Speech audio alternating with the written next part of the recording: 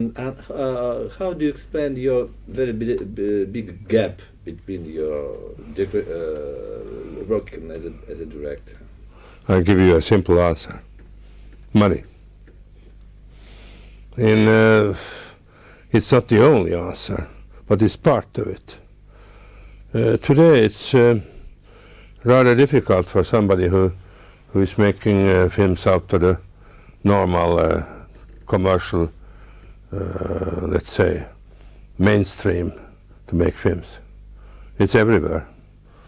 And I'm lazy enough not to fight too much to have films done, because I'm a writer. I can publish books, I can write books, I can do other things. And that's the reason. And all this time when you were, so to say, on vacation as a director, you are looking for this very subject to make the film. Strangely enough, I have been looking for subjects for what I call chamber plays. And I'm still looking. And this was an ideal subject for a very small film done in a very short time of shooting. It was shot in 11 days. But the preparation for the film, how long did it take?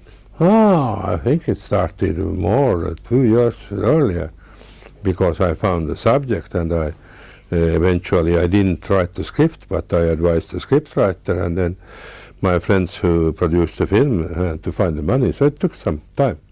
And then I think also that without this lady who played the main part, it wouldn't have been possible to make it. And why that very subject attracted you? Treason, questions of ideology, of nationalism, of being faithful to something or faithless, is an eternal and, to me, very interesting subject. It's a tragedy. It's a tragedy when people are meeting conflicting forces. And that wartime was also something to make films about, but not in the way that war films are made. And you are talking about changing, but the film is very interesting for the point of historical background. It's very controversial. Do you have some own point of view on that very time? Because to us it's still it's sort of a misunderstanding of many things which took place. It's complicated, and I don't have a clear view of it, but I can say only that this lady who is the main part in the film, she was Finnish born in a sense, but she turned into a Soviet citizen. And then she was educated as to become, as you say in Russian, a descent. They flew her over Finnish territory and dropped her. And she had very conflicting views about her Finnishness, as everybody can have about every sort of nationality. And then also the fact that the war, the Second World War, of course, was fought by the Finns sort of on the wrong side.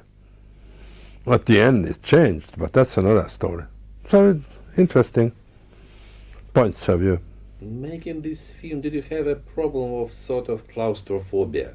Because all the story takes place in a very... Yeah, in a sense. But that was intentional. That's why we used this sort of very primitive technique, you could say, but with not moving the camera, not changing into any sort of zooming and so on. That was deliberate. That was the claustrophobia, the sense of being closed in. Also during the interrogations itself, not only the prison as such. And how did you, what kind of casting did you make for the actress? Or did you have that actress? It was based on the actress. Really? Yeah, I couldn't have made it without her. And then the rest came sort of naturally. The guys around her. Why it was based on an actress? Can you explain this? I've talked to her for a long time about making a film together. I think she's a very good actress. And then the subject came up. That's why I talked about it when I started the whole process. Thank you very much. Thank That's you. nothing.